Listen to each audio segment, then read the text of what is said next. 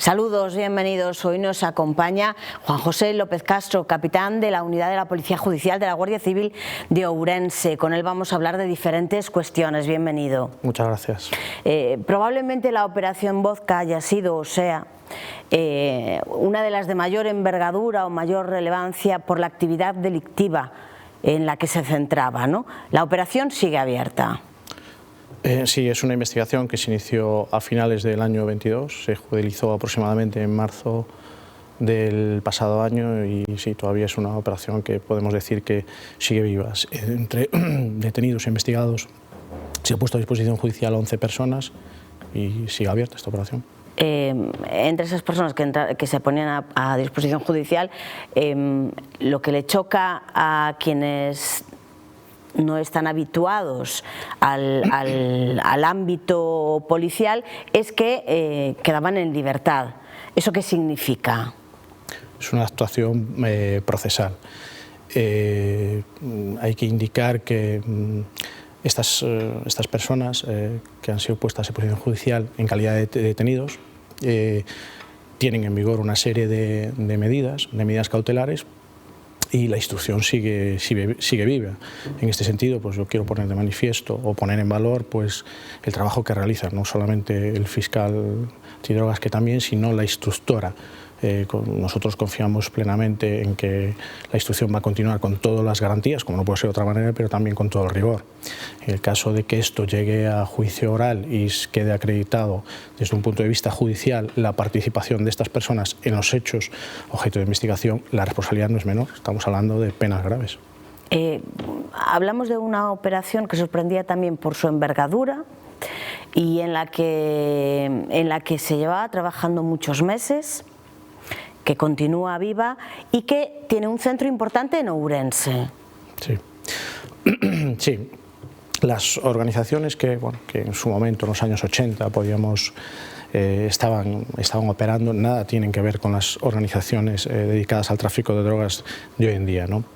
Antes podemos decir que el narcotraficante pues, estaba desde el origen de la mercancía hasta, podemos decir, la introducción de la misma y hasta la fase final. Hoy en día son organizaciones que tienen diferentes estructuras. Hay una estructura financiera, una estructura de apoyo logístico y otra estructura operativa.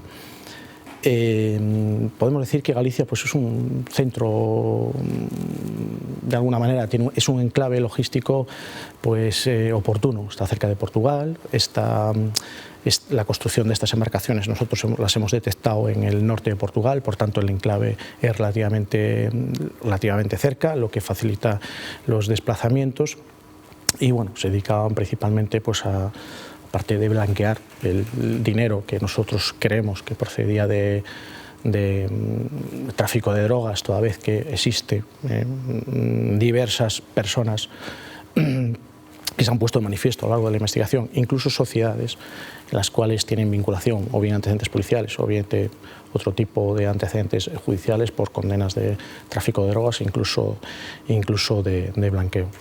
El cambio de perfil tanto de la estructura en sí, de las organizaciones como de los propios delincuentes o narcos, complica la investigación.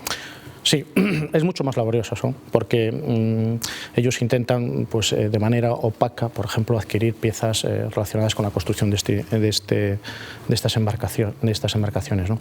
Es una manera de también obtener, digamos, o buscar la sinergia, ¿no? El tráfico de drogas con otras actividades que generan grandes beneficios. Por ejemplo, una construcción de una embarcación de alta velocidad pues, puede generar un beneficio del en torno al 30 o el 40% del precio o del valor final de estas embarcaciones. La estructura financiera es muy compleja, utilizan multitud de sociedades, pues incluso que hemos observado que el objeto social de la misma nada tiene que ver con la náutica, por ejemplo, ¿no? Utilizan diversos testaferros, que también se ha puesto de manifiesto, y estos, a su vez, otra serie de personas que realizan la labor que se conoce como pitufeo, es decir, el ingreso efectivo de este dinero pues, en sociedades, que acabo de decir, que son muy opacas, que el objeto social alejado de los productos que adquieren. Pongamos algún ejemplo que el objeto social pueda ser, por ejemplo, la construcción de viviendas y que adquieren productos relacionados con con la náutica, que no tienen actividad aparente ninguna, que tienen incluso la residencia o el domicilio social fijada diversas sociedades en el mismo lugar físico donde no tienen ningún tipo de actividad, y en algunos casos que tampoco ya no pasaba desapercibido esta actividad, pues por ejemplo a organismos como la agencia tributaria, que carecía de números de empleados, etcétera, etcétera, y que de una manera muy opaca pues movía grandes cantidades de dinero para dificultar el rastreo. Por ese cambio de perfiles y del tipo de delitos, cada vez es más necesaria la colaboración entre cuerpos internacionales. Sí, es un eslabón importantísimo, ¿no? Nosotros queremos o insistimos siempre que en este caso y otros que hemos podido trabajar, pues observamos que la colaboración es mayor y es importante. En este caso, por ejemplo, ha sido una operación conjunta pues, con el DABA y con Policía Judicial de Portugal, y es más, parte de los indicios se han obtenido fruto de esa colaboración internacional, ¿no? En los últimos años, últimos meses, en Ourense ha habido diferentes operaciones de mayor o menor envergadura, muchas relacionadas con el tráfico de drogas, que sorprenden. No sucedía tanto antes. ¿Ha aumentado el número de delitos en Ourense o es que antes éramos, pues no lo sé, lo hacíamos mejor y no se sabía? Bueno, las estadísticas no dicen que hayan aumentado ese número de delitos. Lo que sí tenemos claro que son delitos, o son hechos que pueden causar grave daño para la salud de las personas, principalmente, y por tanto sí tenemos que estar atentos y las fuerzas y cuerpos de seguridad y prestar atención, ¿no? Y que al mismo tiempo pues, generan grave alarma social, por eso a lo mejor pues, trascienden más a la opinión pública. Hablaba de la colaboración entre fuerzas y cuerpos de seguridad de carácter internacional, pero también es necesaria dentro del propio Estado, ¿no? Y lo mismo sucede con la justicia. ¿Cómo se maneja esa relación? Bueno, las relaciones son absolutamente respetuosas, como no puede ser de otra manera, cordiales, y hay una comunicación muy fluida. Volviendo a poner ejemplo, esta operación, desde el momento que se ha judicializado, pues se han solicitado una serie de medidas en razón de técnicas de investigación que requieren el place judicial y por tanto que pasar, digamos, el filtro fiscal y de la autoridad judicial, y que una vez concedidas estas medidas, pues que la Fuerza y Cuerpo de Seguridad tenemos que periódicamente remitir informes. Y es muy común que existan este tipo de reuniones de coordinación, por tanto no tengo que decir, nada más que decir que la colaboración, la atención es extraordinaria, y vuelvo a poner en valor de nuevo pues, el trabajo tanto de Fiscalía como la autoridad judicial instructora de los procedimientos. Y volviendo a citar la operación Vodka, que usted que usted enunciaba al principio de esta entrevista, es una operación compleja, no es fácil de asumir la instrucción de la misma por volumen de datos que la misma se contiene, por tanto la labor del Ministerio Fiscal y la autoridad instructora es una labor un trabajo y una labor importante y ardua, y que hay que poner en valor. En este caso, ¿cómo operaban los delincuentes? Referidos a la operación Vodka, había tres estructuras. La estructura financiera, que era la encargada de recoger estos fondos procedentes, a nuestro juicio, desde un punto de vista, o presuntamente procedentes del narcotráfico, se lo facilitaban a testaferros, a diversos testaferros. Estos testaferros, a su vez, lo distribuían a otras personas que realizaban estos ingresos en efectivo o incluso en transferencias. Esta es la parte financiera o económica, en apretada síntesis, y le resumo. Luego hay una estructura logística, que es aquellos que se dedican pues, a la fabricación de este tipo de embarcaciones, que se adquieren los elementos náuticos, aquellos que tienen trazabilidad, ¿no? Porque, por ejemplo, un casco obviamente no tiene menos trazabilidad o es más difícil de trazar, pero, por ejemplo, otro tipo de instrumentos náuticos que tienen mayor trazabilidad es donde se empeñaban a través de estas sociedades de dificultar su rastreo y de que pudiéramos impedir conocer quién era la persona que adquiría las mismas. Llegaban a esta estructura esta estructura logística montaba las embarcaciones y había una estructura operativa que era aquella a la que se le entregaba la embarcación y aquella pues, que en un caso se dedicaba al tráfico de drogas. En este caso, en esta operación se han vinculado dos importantes aprehensiones, una en un banco del Guadiana en aguas de Portugal, 146 fardos de hachís, que eran 4.500 kilos aproximadamente de hachís, y otras en aguas internacionales del Atlántico con destino a las Islas Canarias, que eran en torno a 4.350 kilos de cocaína. También es cierto que, por lo menos inicialmente o presuntamente, hay una embarcación de esta organización que se vincula al tráfico irregular de personas. Fue aprehendida en el mes de diciembre del pasado año por la Guardia Real de Marruecos y creemos que la finalidad era introducir de manera irregular en Melilla pues, personas procedentes del continente africano. Entre los efectivos que la Guardia Civil destinaba a la investigación de la vodka estaba también el equipo Arroba, porque era necesario hacer un seguimiento de determinadas cuestiones, o en este caso no intervino.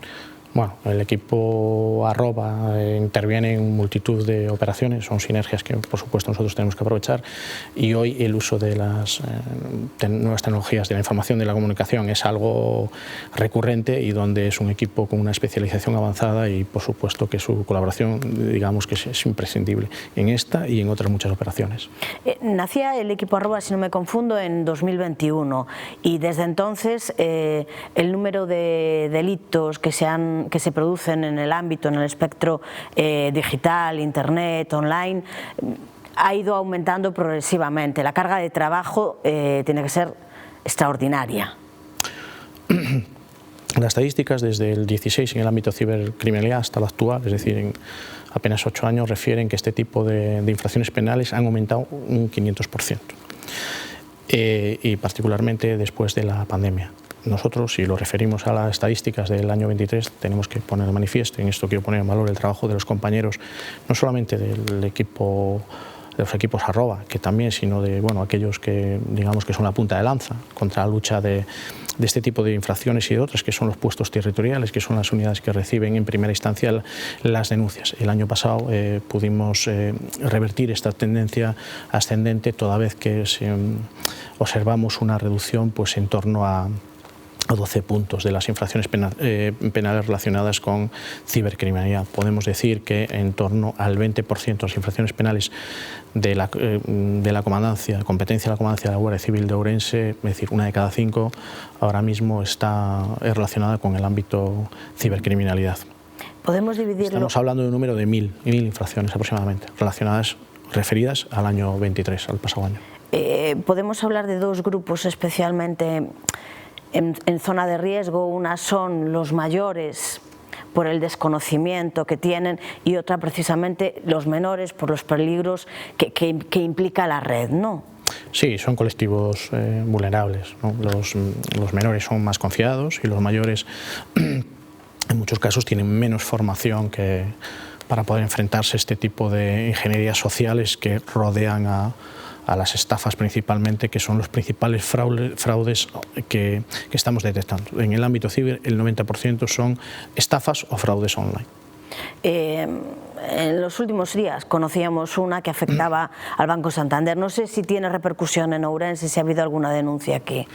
Bueno, por lo que podemos saber, por las noticias que han trascendido, pues es una brecha de seguridad en el banco y desconocemos el alcance, y nosotros no tenemos ninguna denuncia especialmente relacionada con estos hechos, al menos que nosotros conozcamos a día de hoy. ¿Se trabaja con las entidades bancarias de una manera estrecha también? Porque en la investigación es imprescindible, entiendo. Sí, se trabaja de una manera muy estrecha. De hecho, los contactos con los responsables de seguridad son continuos. Y las entidades bancarias son las primeras que, si observan una cuenta bancaria que puede estar utilizando para cometer fraudes y demás, son los primeros pues, que incluso de oficio pues, bloquean esa cuenta y que están muy interesados en erradicar este tipo de delitos. A los mayores les cuesta más denunciar porque les cuesta más reconocer que han sido víctimas de una estafa. No es la primera vez que le escucho decir a usted que la mejor prevención está en la confianza cero. Sí, sin duda, yo siempre insisto en eso. Y aparte, que esto principalmente, volvemos a las fraudes online, que es la tipología mayoritaria, siempre juegan con el estrés, ¿no? Con el factor tiempo. Por tanto, lo mejor cuando se dan esas circunstancias es no hacer nada. Lo segundo, indagar mínimamente, ¿no? Indagar mínimamente, pues incluso a través de internet, además motores de búsqueda, ese número de teléfono, ese correo electrónico, etcétera, etcétera. Y en caso de duda, yo siempre digo, llaman a las fuerzas y cuerpos de seguridad. En este caso, a la Guardia Civil, que estoy seguro que el compañero 062, el compañero o las unidades territoriales, el compañero que la atiende, si no sabe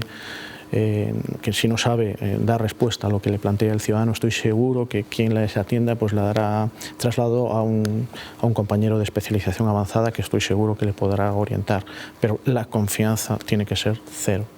Y sobre todo ante hechos que sean novedosos, números de teléfono que no conozcamos, incluso conocidos, porque hay una estafa que es muy recurrente últimamente que utilizan a través de VoIP, que simulan pues el número de teléfono pues de entidades corporativas. Bueno, empresariales. Se me viene a la cabeza un caso muy concreto que es el del alcalde de Barbadas, ¿no? Esa estafa saltaba a la prensa y llamaba la atención como alguien que, bueno, que tiene cierto conocimiento de cómo funcionan las cosas puede sufrir ese tipo de estafa. Sí, así es, porque, repito, siempre la ingeniería social es cada vez es más elaborada y siempre está un factor de estrés, de tiempo. Y bueno, pues oye, todos podemos ser engañados en algún momento, pero en este punto, en esta estafa en concreto, bueno, yo quiero poner en valor el hecho de que se haya socializado el riesgo, ¿no? Y hay una serie de perjudicados, efectivamente, es una investigación que sigue en curso, estas investigaciones llevan tiempo y el hecho de socializar este riesgo incluso pues, ha podido evitar que el número de personas que hayan sido víctimas de esta estafa haya sido mayor. La Guardia Civil está a punto de celebrar un aniversario importante, 180. Ha sabido modernizarse, bueno, los equipos @ son un claro ejemplo de que eso es así. Ha sabido modernizarse con el paso del tiempo, ¿no? Bueno, es fundamental. Si no nos adaptamos pues, a las nuevas metodologías delictivas, pues obviamente no seremos eficaces en nuestra labor, que no es otra que velar por los derechos de los ciudadanos. ¿Alguna asignatura pendiente? Nos quedan muchas. Siempre que se cometa algún hecho penalmente relevante no podemos estar satisfechos, pero nos preocupa mucho, claro, la protección, por ejemplo, de las víctimas de violencia de género. Nos preocupa mucho, por ejemplo, robos en primera vivienda. De hecho, que estamos muy atentos, y también todo lo que sea los delitos de cibercriminalidad como estamos hablando de este asunto.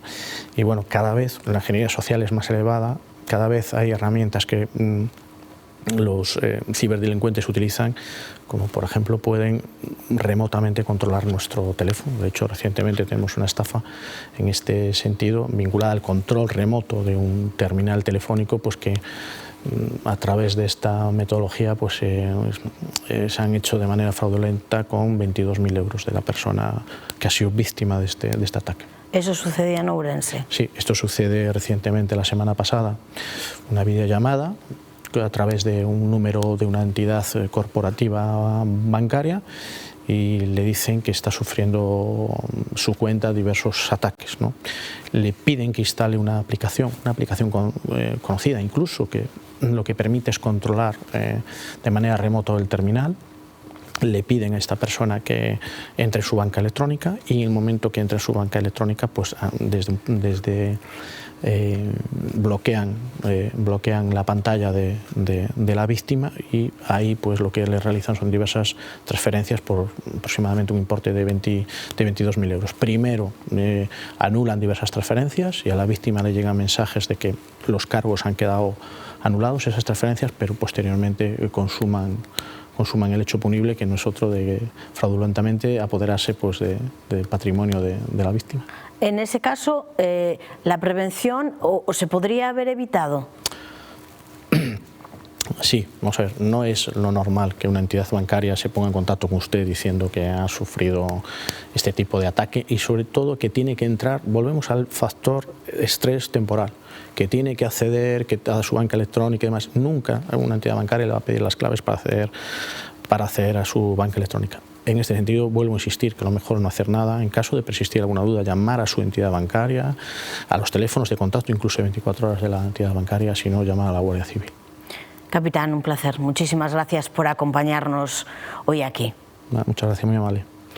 A todos ustedes también, como siempre, muchísimas gracias por acompañarnos un día más.